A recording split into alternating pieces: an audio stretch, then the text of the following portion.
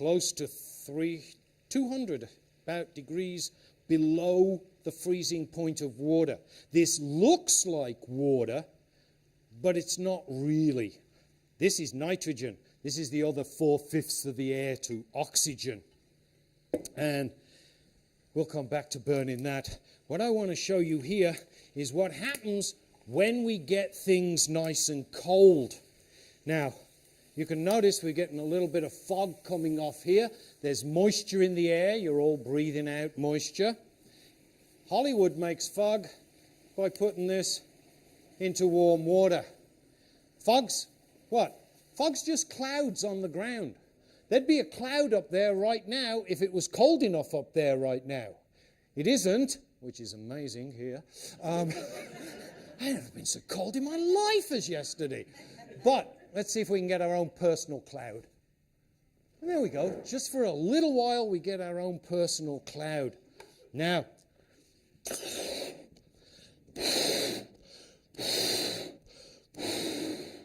relative to the liquid nitrogen, the air that I just put in there is very, very warm.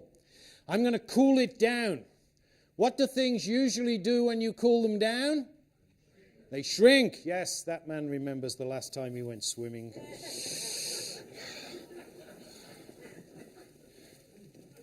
Things shrink. So let's see if we can get this balloon to shrink without losing too much of my liquid nitrogen. So that shrunk down pretty well. Toss that out there. I got another balloon here I want to shrink. Let me see if we can shrink this one. Here we go. Now, the observant may notice this one really doesn't want to shrink as much as the first one did. I can get it to shrink down some, but then if I toss it that way, it expands. Come back to me, I need you again. Okay, thank you. Not air in this one, right? What's in this one? Helium, right. And there's really only one thing you can do if you've got a balloon full of helium. As long as, now I just learned this. This is really important. Tell the kids this. When you breathe the helium from the balloon, the helium is safe to breathe. The powder that they put in the balloons to stop the sides of the balloon sticking together isn't good to breathe. So don't let kids breathe just from party balloons you've bought in a store, because that'll have the powder in. We took these balloons and we washed the inside of them out very well so that I could indeed breathe in the helium and make my voice go up. Now, the reason my voice goes up is because sound travels very fast in helium. And as I talk to you more and more, what? The helium's coming out of my lungs, rising up, because it is less dense than air. I got another gas in this balloon. It isn't air. It isn't helium. It's sulfur hexafluoride. Very, very dense, right? Notice how fast the balloon drops. Turns out the sulfur hexafluoride, mostly used to insulate switch gear in electrical apparatus, but sulfur hexafluoride, besides being very, very dense, is also another gas that you can breathe safely. Now, if helium, being low density, makes my voice go up, what's something that's very high density going to do to it?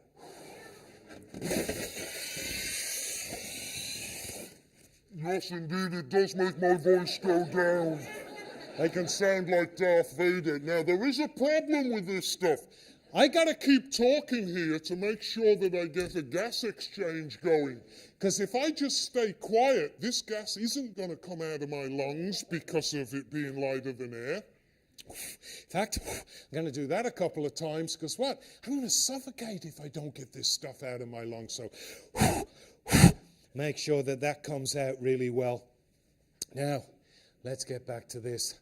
I don't see Rachel. I thought you'd gone to the bar a couple of doors down, but no. No, it's okay. Coffee creamer. You'll believe me, this doesn't usually burn. But if I mix it with air, yeah, if little is good, more is better, then I think I can make it burn. Let's see how well we can make this burn. Yep. Why? Because when I blew it through there, big surface area, lots of air could get to it, and it could burn well. Now, when I go to schools and do the liquid nitrogen demos, I often get kids coming up afterwards and saying to me, "That is really cool stuff." And I have to tell them, no, it's not cool, it's very, very cold. Let's make some other things very, very cold like that banana. But I always get the question, where can I buy that stuff? Oh, thank you. And I tell kids where they can buy it, but I also tell them, if you do, you've got to have one of these special doers. And I'm betting that this little doer here, got any left in there? A little. Costs probably on the order of $200-300. And they say to me, "Oh, well, I can't afford $200 or $300. I'll just go down there and I'll get them to put some liquid nitrogen in a Pepsi bottle for me, and I'll take it to school for show and tell." And I have to tell the kids that no, only an idiot would put liquid nitrogen in a Pepsi bottle. No, it's okay. This is a Barge's root beer bottle, so it should be fine. Actually, of course, the putting it in the bottle isn't the dangerous bit, right? The dangerous bit is if you cap the bottle off. You really don't want to put liquid nitrogen in a sealed container. So I'm going to just take this bottle over here, and we'll see why you don't put it in a sealed container. The reason is, what? When the liquid nitrogen turns into a gas, the molecules get to be 10 times further apart. Now, that's 10 times this way, 10 times this way, 10 times this way. So that 1 cup of liquid I just put in there is going to try and turn into 1,000 cups of gas. And I'm pretty sure 1,000 cups of gas are not going to fit into that bottle anymore. Let me do a mini version of this and show you why you don't put liquid nitrogen in a sealed container. Now, in here, I'm hoping, is a dipper. We're going to get this cold, and we're going to dip some liquid nitrogen. Now, while I do that and get that nice and cold, and that's pretty much cold, I want to show you something else. I've been practicing now for quite some time. I intend to nail into that block of solid wood this nail using for a hammer a banana. Don't make me use this. Now, I need absolute silence to do this, so if you would, turn off your cell phones.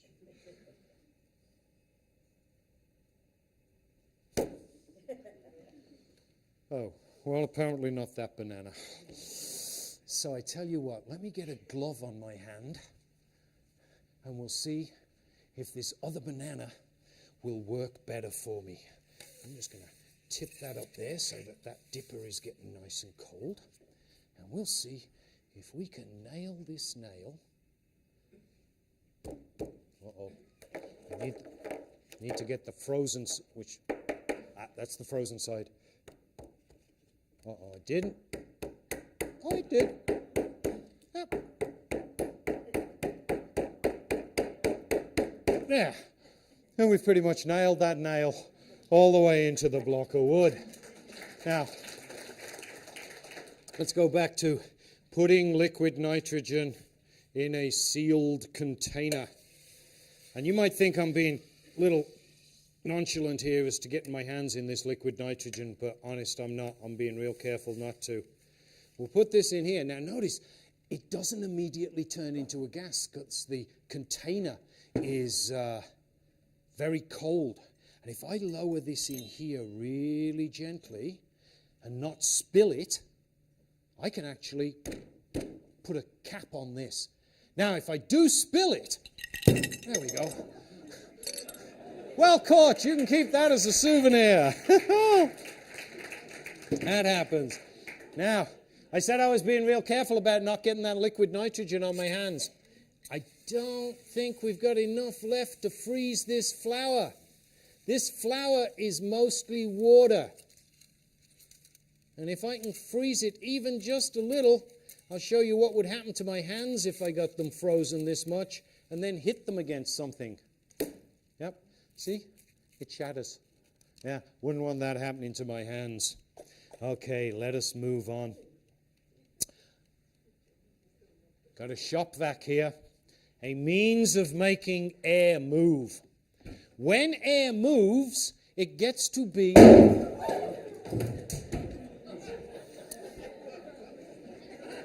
Yeah. That's why you don't put liquid nitrogen in a sealed container.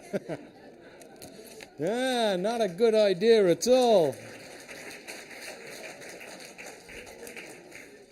Okay, now, let me see if I can get air to move here and be at low pressure. I'm not sure which of these. That one, yeah. I'm going to put this ball in the stream of air.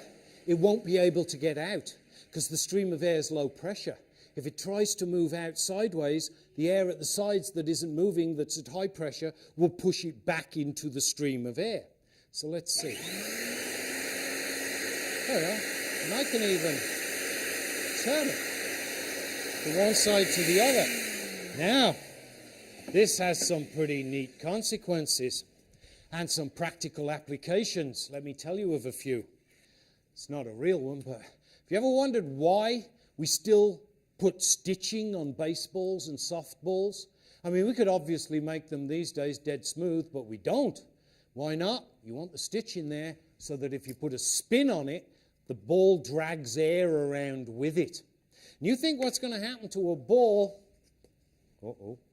if it's moving through the air as well as spinning? The air on one side is getting a kick in the direction it wanted to go anyway, so it gets faster. The air on the other side encounters the air trying to get past the ball. They get in each other's way, slow down. That side's at higher pressure then, so it pushes the ball sideways. This is why you can throw a curveball. They didn't realize that you could do this until high-speed photography showed the ball really does curve sideways. Now, I'm not talking about curving it up down. Obviously, gravity does that. If I throw this ball towards the lady at the back of the room in red, I'm hoping I can pretty much get it to you. It'll curve up down, but it won't curve sideways. So, there we go. Now, on the other hand, if I throw this one and I put a spin on it, what? We ought to get it to curve sideways. Now, I can't throw it and put a big enough spin on it just by hand, but I can throw it and put a big enough spin on it with this. So let's see. If I throw this, and I'll again throw it towards you, but you don't have to be ready to catch it. Somebody over there probably has to be ready to catch it. So let's see. And yep, that did that. Let me try again. Have we got another ball here? I'm pretty sure. Oh, we got another couple. Okay. So let's see if we can get a good spin on this one. And yeah, it goes over to the side. If I throw it, come back. If I throw it and I put a backspin on it, what? We ought to actually generate lift. So I'm going to try and skim this over your heads and have it lift up towards the back of the room. Now, sometimes I miss and I hit people, which is why we stopped using real baseballs for this demo. But let me see if we... And there. See, it actually went up before it went down. That's called what? That's the Bernoulli effect. And it has some pretty neat applications besides just softballs. What? Glider wings. Curved on the top, flat on the bottom. The air has to go further over the top, so it has to go faster. That generates about 20% of the lift that the glider uses to keep it off the ground. It's not all of the lift. Some people think that. Most of the lift comes from the fact the wings are angled upwards. Air hits them. Air gets pushed down. Newton's third law says what? Therefore, glider must get pushed up. It's the same, I'll bet, as you did as a kid when you put your hand out of the car and did that and it pushed your hand up, and you do that and it pushes your hand down. So let's see. This ought to just glide out. There we go. See, and this is so much nicer than a bunch of little kids, because that is usually, yeah, by all means, throw it back. That's usually another science model. I throw a big glider out, and then just for the teachers, I tell them that's a science model of piranha feeding. Oh, yeah, because every little kid in the audience comes, grabs the glider, tears it apart. See? Just generating an awful lot of lift for you, isn't it? Anyway, that's not the best way to use Bernoulli effect. When I came to this country first, and you can tell by my voice that I talk funny, and it's not just the helium. It's because I'm British. When I came over here, it was Halloween. And I found something out immediately. You people are crazy. No, yeah. I mean, they don't soap windows and toilet paper. Nice shot. Toilet paper houses in England. Oh, they're much too refined for that. That's probably why they threw me out. But I thought, wow, that's pretty cool. I got to try that. So I toilet papered the neighbor's house. Took way too long. I got caught. Figured you got to be able to do this quicker. Science to the rescue. Bernoulli effect. How can you toilet paper a house? Really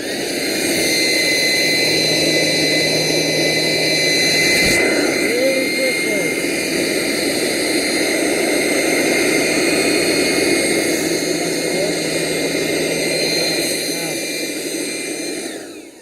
I was going to turn that off before the whole roll comes up. But no, I got another show tomorrow, so if you could just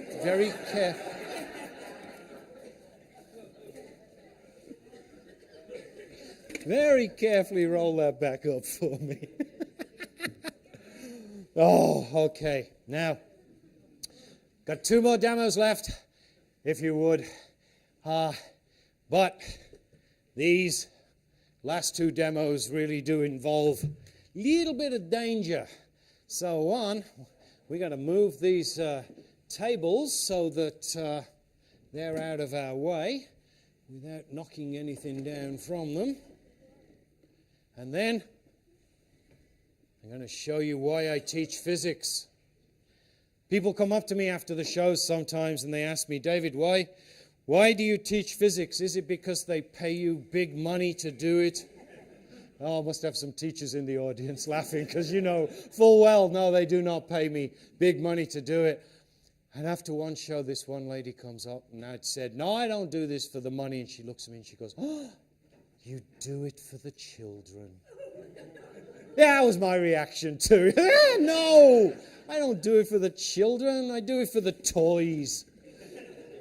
This is one of my favorite toys. Bed of nails.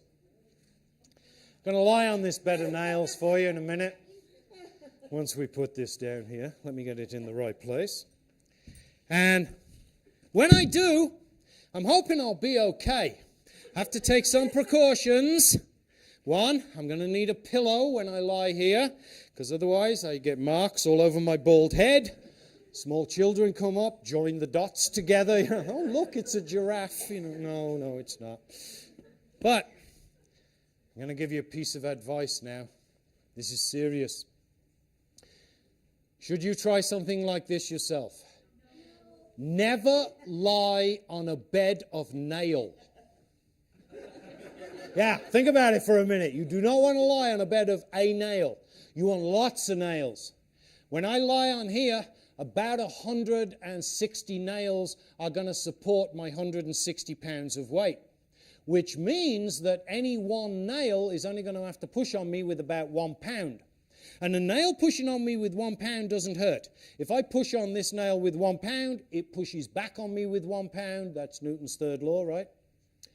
Doesn't hurt. 2 pounds, doesn't hurt. 3 pounds, still not hurting. 4 pounds, beginning to get uncomfortable. 5 pounds is too much. I would not want to lie on here weighing 5 times what I do right now, but still only be the same size. But twice as much would probably not be a problem. So, Rachel, come on up here, will you? I'm going to lie on the bed of nails. We're going to put my beginner's bed of nails down on my chest, and Rachel's going to stand up on top of me. You're going to help her keep her balance. Okay? Now, if you decide to try this at home, do not sit down fast. I will never do that again. Now, it's okay. We lie down. If you would. Oh, got to get the pillow in the right place. Put that bed of nails up on my chest. go. Oh, keep it away from the chin. Yep. Hop up there, Rachel. He'll help you keep your balance. And there. This is not bad. Thank you. Thank you. Never try to do that demo with Rosie O'Donnell. Now, you remember when I started the show, I told you about the demo we do with the pendulum? Big, heavy weight, moving fast, has a lot of energy. I got another big, heavy weight around here that we're going to make move very fast and have a lot of energy. We're going to make this sledgehammer move fast. And what we're going to do with it is we're going to break this brick. Now, that doesn't seem like anything unusual, except where that brick is going to be is, I'm not lying on the bed of nails, this good gent is. He's going to lie on this bed of nails. We're going to put the other bed of nails on top of him. Put the concrete block on top, smash the concrete block. Yeah, now before we do, just in case anybody was thinking, oh, well, look how easily he lay on that bed of nails. It's not really sharp. Oh, yeah. Oh, yeah. I'm betting when I pick this up, yeah, the entire bed of nails comes up with it. I'm going to have to put my feet on here. And now you can tell from that, oh, yeah, those nails really were sharp. What this demo illustrates is why you want the front of your car to crumple up if you're in an accident. I'll bet there's a lot of you in the audience that remember back when they made cars really strong, and in an accident, the car hardly bends at all, and they thought that was the safe thing to do. It'd protect the people inside. And of course, it didn't protect the people inside that much. Because of that, well, you've stopped the car, but how fast are you going to stop the people? What you want is for the impact to take longer. You want all the energy, the impact to go into bending the front of the car, not going into doing damage to other people.